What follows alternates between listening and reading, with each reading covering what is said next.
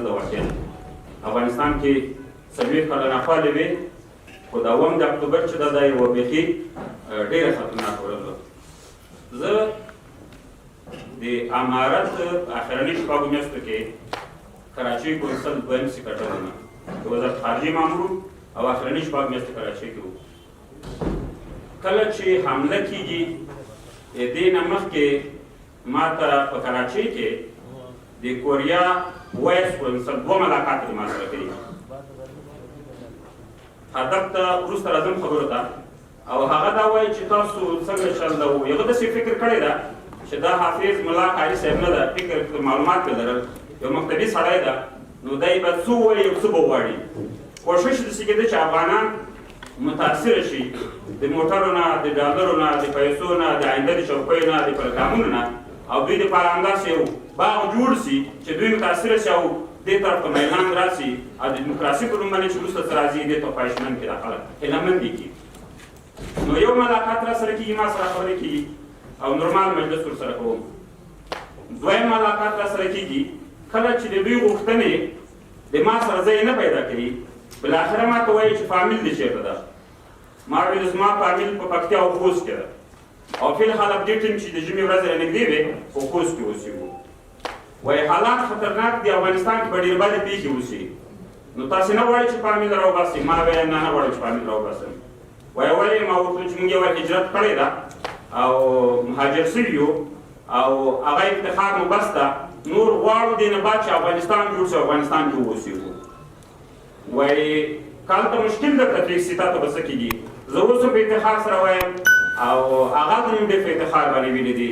زه پوهېدم چې دوی ما دپاره یو تطبیق کولی مې، ما ویل چې د ملا صاحب د کور نه زما کور زما فامیل بهتر نه دی، چې کله د ټولو افغانانو کورونه هلته وي زموږ خپل فامیل نه راباسم. خو یو 3-5 ورځې بعد چې حمله کېږي د جاپان یو ژورنالست ټلیفون راته کوي او هغه بیا په بل فکر باندې ده. هغه راته وایي چې څنګه حالات دي، پوښتنې ګویګندې راسره کوي. زه ورته وایم چې حالات همداسې دي، د افغانستان حالات نو فکر نه کوم چې ډېر ښه وي، کېدای شي مشکلات جوړ شي.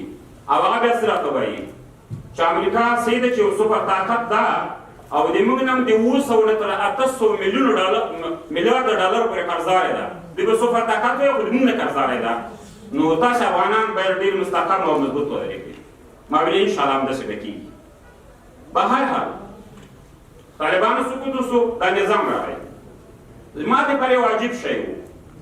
مخکې هغه صاحب چې خبره وکړه زه ورسره موافق یم، سړی د نظام د انقلاب د حالاتو سره تاثیر لاندې باید رانشي.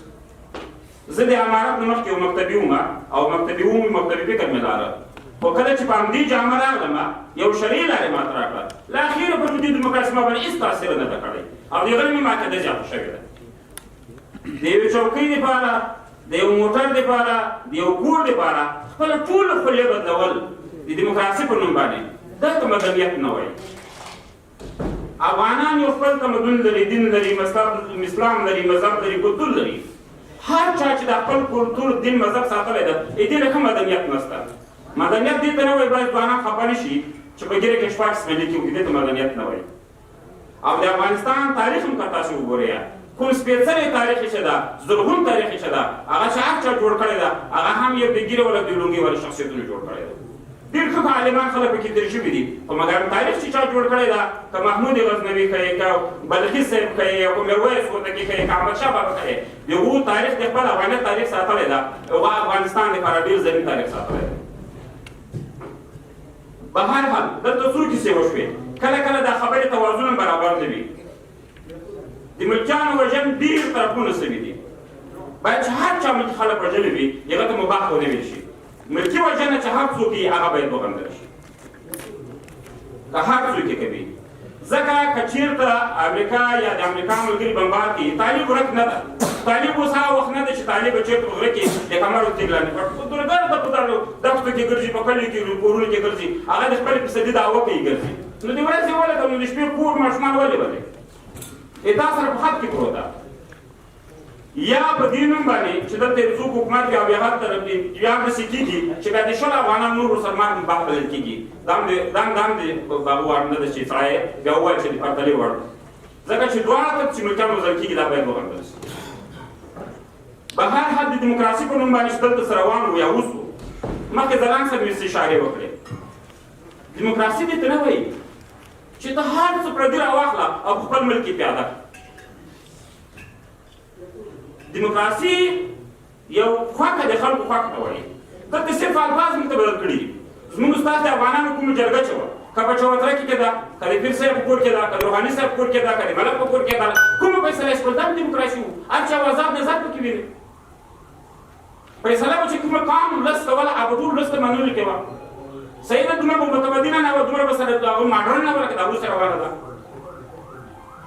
دا اوس کوم شیونه مدني ټولنې په نوم باندې یا د سیلس او ټیکنالوژي چې نوي افراد د ګرځېدو ته اضافه کوي دا موږ جامعې ته چې کوم شی راوړل سوي دي زما په فکر په افغاني غونډه جامعه کې دا ټول د دې جامعې دپاره یو ناستون ده که هر څنګه موږ کوو که ټولنه جوړوو که نهاد جوړوو که تنظیم جوړوو که هر ګروپ جوړوو مګر څو شیونه مهم دي چې موږ هغه پکې یاد وساتو زموږ خپل دین کلتور مذهب زموږ اډانې دا ټولې باید پکې خوندي وي یو شی افغانان ته بل هم خپل باندې یادواري کوم بعضې افغانان لکه مخکې چې ورونه یادواري وکړه په دا رسنیو کې کښېني خبرې کوي یو بل د تجاسوس الفاظ د پردي ملک الفاظ د بل وطن الفاظ دا هم د استخباراتو کار ده چې موږ تاسو یو بل منځ کې اچولي یو بل ته بد الفاظ وایي باید دغه نه ډېر ممانعت وشي به هر حال دلته دوستان دي وروسته به راټولېږي خبرې مې زه په جریان کې نه وم او پروګرام کې نه وم نو یو شی وایم چې تحمل باید وکړو صبر باید وکړو زغم باید وکړو د سولې لپاره کار وشي د یووالي لپاره کار وشي افغانان خپل منځ باید سره افهام او تفهیم وکړي نور د بل چا په راوړلو دیموکراسۍ باندې یا موږ دلته باغ جوړول کور جوړول وطن جوړول یو څه جوړول په دغو باندې باید غلط نه شو افغانان د مختلفو نه باید نور اخذ ونه کړو په خپل منځ باید سره کښېنو مننه ډېر خوشحاله اوسئ